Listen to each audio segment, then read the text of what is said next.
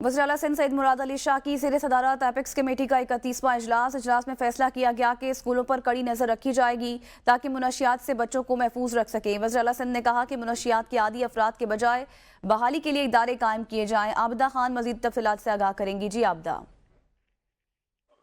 जी बिल्कुल, वज़ीर आला सिंध सैयद मुराद अली शाह की ज़ेर सदारत जो है एपेक्स कमेटी का एक इजलास हुआ। इजलास में सीनियर वजीर शर्जील मेमन, वजीर दाखिला Ziaul Hasan Lanjar, mayor Karachi Murtaza Wahab, corps commander lieutenant general और इसके अलावा दीगर शरीक हुए।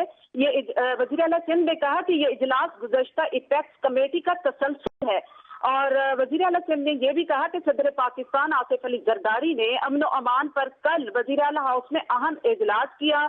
उन्होंने कहा कि कच्चे में के जो डाकू हैं इनके सहूलतकारों को भी गिरफ्त में लाया जाए।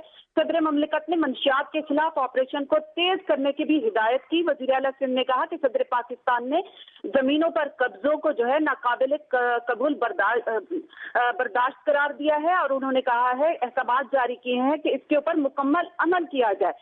इसके अलावा स्ट्रीट क्राइम हो गए और इन तमाम महरकात पर जो है काम हो रहा है और सिंध हुकूमत ड्रग माफिया और स्मगलिंग के खिलाफ जो है भरपूर काम कर रही है। सैयद मुराद अली शाह ने जो है इस हवाले से सदर को ब्रीफिंग दी थी। इसके अलावा एपेक्स कमेटी के इजलास में सूबाई वजीर excise, taxation and narcotic Sharjeel इनाम मेमन ने ब्रीफिंग देते हुए कहा कि मंशियात के कारोबार में एक नाइजीरियन को जो है गिरफ्तार किया गया है। इसके अलावा हैदराबाद में 3 मंशियात फरोशों के खिलाफ क्रैकडाउन में 3 मंशियात फरोश का इनकाउंटर भी किया गया है और मंशियात के कारोबार में मुलविस 164 मुकदमात दर्ज भी किए गए हैं। जी सही, बहुत शुक्रिया आबिदा खान, आप तफसीलन बता रही थी।